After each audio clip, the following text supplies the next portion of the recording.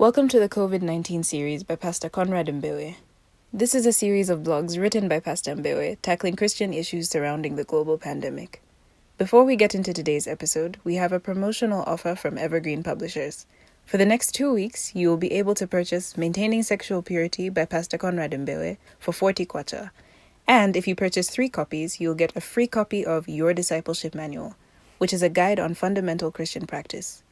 To make your order, get in touch with us through the email address in the description or through any of our social media channels. And now, over to Pastor Mbewe with today's episode. Romans 13 and verse 9 says, "You shall love your neighbor as yourself." One of the greatest challenges in life is learning to strike a balance between loving yourself and loving others. This challenge is aggravated during a major disease outbreak because your life is at risk. It is the challenge that is ours during this season of the COVID-19 pandemic.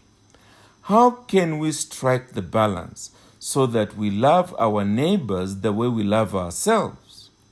Being overly preoccupied with self-preservation incapacitates you from loving others. Loving others the way you love yourself involves sacrifice, being inconvenienced, and taking risks. Think of the story of the Good Samaritan. Why did the priest and the Levite not help the man who was left half dead on the road by robbers? They may have been in a hurry to get to work, or perhaps they were tired after a hard day's work. It may also have been too risky because the road was infested with bandits. These are the kind of excuses we give out of self-love when others need us to show them Christ's love. History bears testimony to the fact that it has been during calamities such as the COVID-19 pandemic that true Christians have stood out like bright stars in the night. Right now, many people have lost their livelihood. Loving your neighbor as you love yourself involves doing something to help them in their predicament.